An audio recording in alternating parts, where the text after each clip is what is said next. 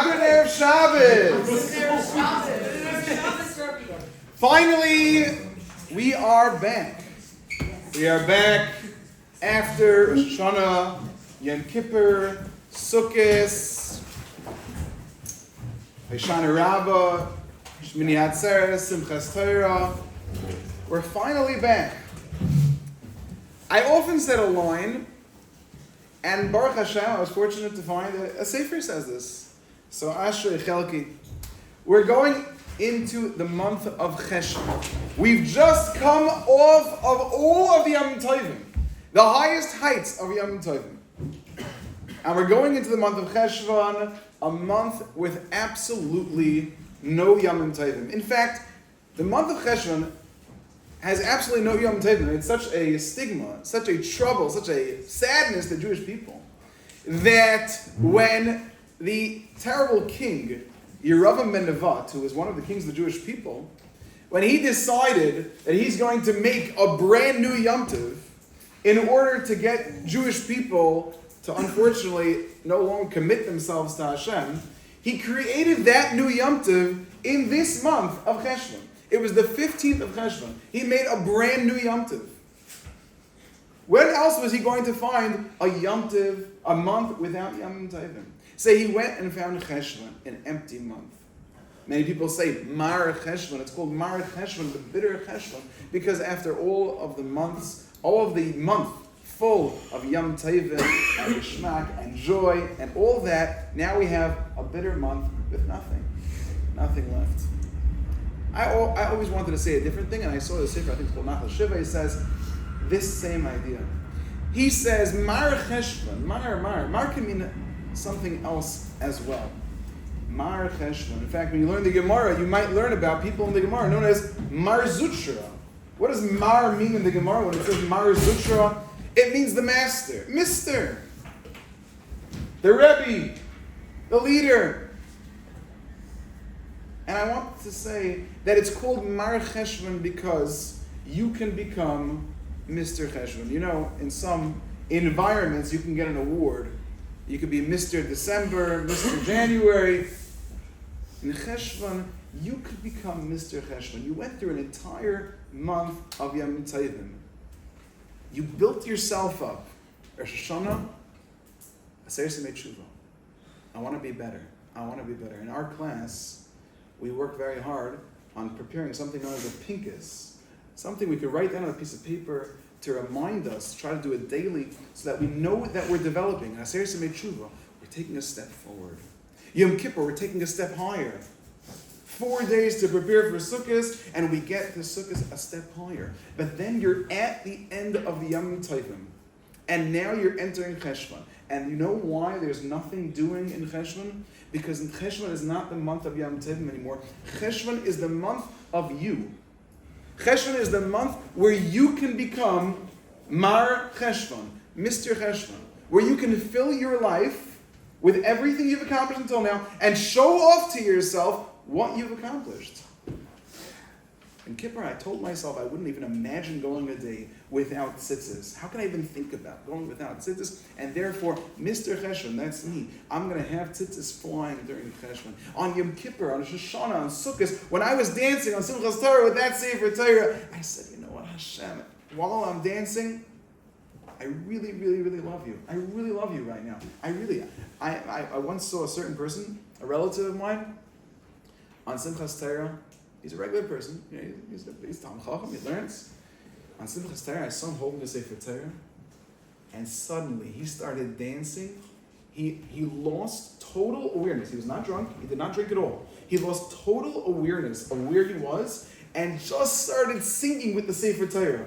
Torah's Hashem Tamima. He could not stop. There was a yeshiva near him. The yeshiva thought he was drunk, so the yeshiva tried to stop him.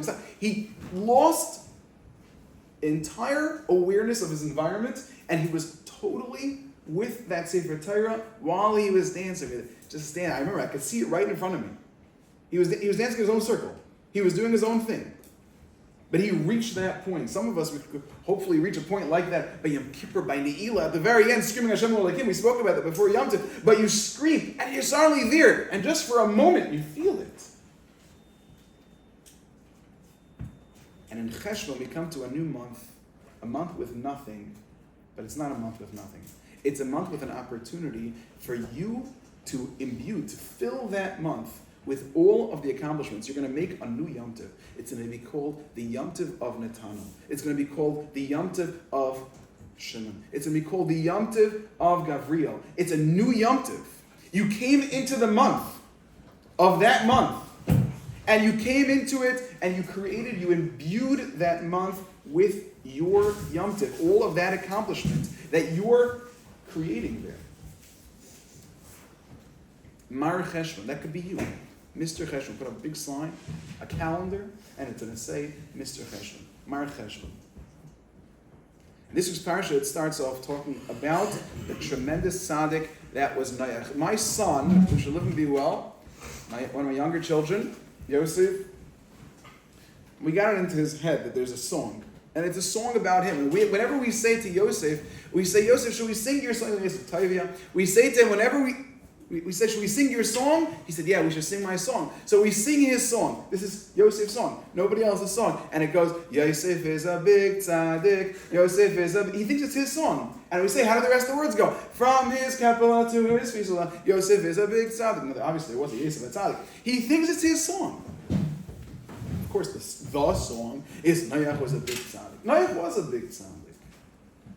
From his kapela to his fisula, Noach was a big tzaddik. What was so special about Noach? What was so special? So many Sfarim spend a lot of time trying to figure out what was not so special about Noach. You know, they say the contrast, like Rashi does, contrast Noach with Avram Avinu. So we spend a lot of time saying Avram Avinu was so great, but Noach was not so great because Noach did not do all those incredible things that Avram Avinu did. Let's start with the first step. The first step is that Noach was a big tzaddik. Noach was a big tzaddik. From his Kepler to his Pisla. Noach was a big tzaddik. What was so great about Noach? And yesterday I was able to speak to some of our Cheshvan 11th graders, and we spoke about a lot of this. And one of the things that struck us when we were talking about it, we spoke about the idea that Noach lived in a world where 99 out of 100 people, he was the 100th person, obviously there were more people, but everyone else was bad. Everyone else was evil. Everyone else was horrible. And he took a look at himself and he said, not me. I can be different. I can take steps that other people can't. The world might be full of people all doing the wrong things, but not me. There's a very famous Devar Torah said by Rabbi Chanan Wasserman, Zecher Tzaddik Kadosh L'Bracha Hashem Yim Kavim Damai, my grandfather's Rebbe. Rabbi Chanan, as we know, was killed in the Holocaust in 1941. There's a very famous Devar Torah. Rabbi Chanan pointed out the idea, we know there's something called a blood libel. A blood libel. It's the most silly thing to accuse the Jewish people of taking non-Jewish blood and then therefore using it for matzah. The silliest thing, the most restrictions, the most horrible punishment for eating blood. And we would do that, the craziest thing. So Rabbi pointed out, and he explained that he showed a source for it, look at the Sefer Kavos Mamar, but Rabbi Chanan said that we did a terrible sin that made no sense, and therefore we get punished with a sin that makes no sense. Okay. There's something else that makes no sense. One of the things the non-Jewish world says about the Jewish people, it's hilarious. It's the most hilarious thing. It's even funnier than old Natanel's jokes. It's hilarious. They say, Orthodox Jews, all we do is we're stuck in our box and we conform and we all do the same thing, we all look the same way. All you Orthodox Jews. All you do is all look exactly like each other. That's all you do. Just conform. It's hilarious. You have a world of almost 8 billion people. 7.999 billion of them are all doing the exact same thing. They all obsess over the same things. They all eat the same foods. They all walk the same way. They all watch the same movies. They all watch the same shows. They all drive the same cars. And they all think the same way. Slight differences. even this coming week, the elections are happening this week. If you really got down to it, the difference between one guy and the other, he's a faker, she's a faker, they're all a bunch of fakers. Everyone's a faker in this thing. This whole world full of fakers. And a little tiny group of people, just a few million of us, act differently. The noyachs of the world. When we eat, we don't just eat like a cow. We don't just eat like a pig. We eat our food carefully, as a meal. When we eat, we make a bracha before we eat. We say, please Hashem, can I have this food? And when we finish, we say, thank you Hashem for that food that you gave us. The non-Jews are so proud of themselves. Before they sit down for dinner, they all say grace. Before you sit down for dinner, you say grace. I say grace 4 times before this, and I say grace 4 times after. Oh, what's this? What are you talking about? They say they pray so many times a month. So many times a month. You go to your prayer place, once every Sunday if you can? I do that 3 times a day. Every day of the year. Sometimes 4, sometimes 5. And there's just a few million of us. And you know what we are? If there's one people in the world who don't conform to anything, and we're sticking it out, and we're holding on strong, and it's because you can say it clearly to yourself, we are Noach. Noach was a big tzaddik, from his Kepala to his Visla. That's us. We stand apart. We stand alone. We are incredible. We are Mr. Cheshvan, Mar Cheshvan. Today is Rosh Chodesh Mar Cheshvan. Some people say, it's so sad. Honestly, on Shabbos, when I said it, Mar Cheshvan, it sounds very, very bitter. Mar Cheshvan. Doesn't sound bitter. It's talking about Duvi. It's saying, Duvi, Mar Cheshvan. You are Mr. Cheshvan. The things that you accomplish in this month, the things that you're able to do, are incredible. And inspiration. And you set yourself up for greatness.